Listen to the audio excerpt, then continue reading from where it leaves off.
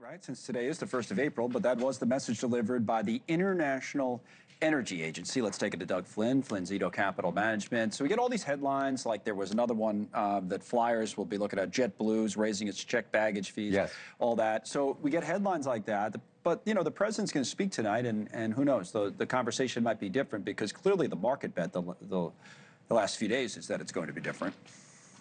Definitely, the market's trading on the hope. It's not the facts yet, but on the hope that Trump's willingness to end the war soon is real, and Iran wants an off-ramp here. So those two things let the market rally as it has the last couple of days, and oil prices came down a little bit. That hasn't hit the gas prices yet, but right, you could see it start in the stock market on the hope that this is actually going to turn into something real. I did find it interesting, I guess is the right word, that Jamie Dimon, you know, with all this shaking up of the markets, went on Fox, which was probably intentional, and had a different message, right?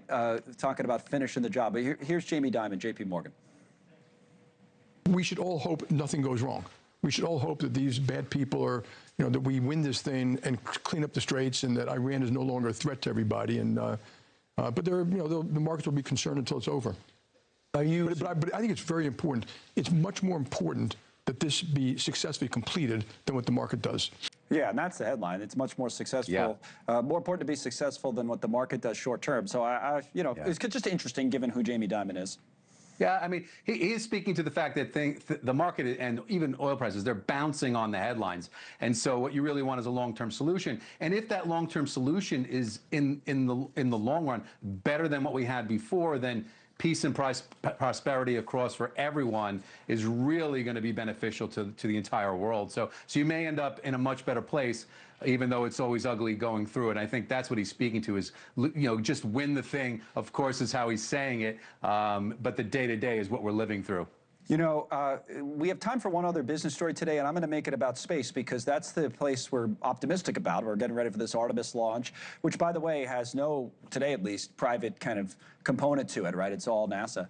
But we know that private companies are heavily involved in space, and that brings me to the headline. SpaceX confidentially filing for an IPO ahead of other rivals. This could be the biggest IPO of all time for Elon Musk's company. So what about, you know, on a day like this, a company like that? I mean, this has been rumored forever, and this would be huge.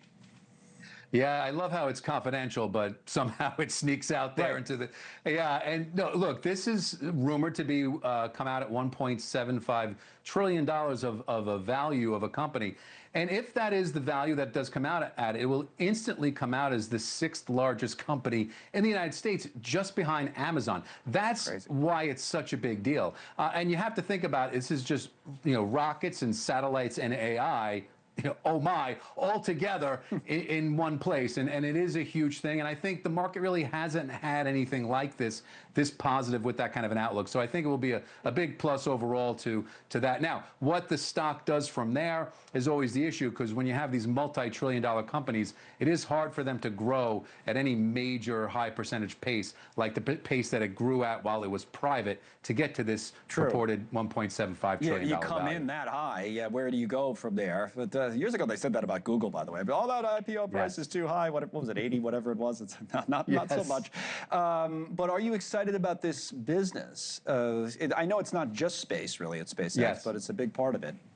Yeah, the Starlink is really the key. That's where they make all the money from. But like many companies, it makes it in one place, and it's a loss leader in something else. And you know, even if talking about gas prices and things like that, just to shift it back to there, you know, you take a company like Costco, which their gas is cheaper than everyone else. They use it as a loss leader to run the rest of the business and drive their membership revenue. So many companies do this. So right now, Starlink is doing that for SpaceX. The other pieces, I don't know whether or not, you know, whether people do travel in space ultimately and pay, then maybe that will be a plus to that company. But right now, it's all on Starlink. Starlink. Yeah, that's a huge part of SpaceX. Doug Flynn, thank you as always. We appreciate it. Quick break time.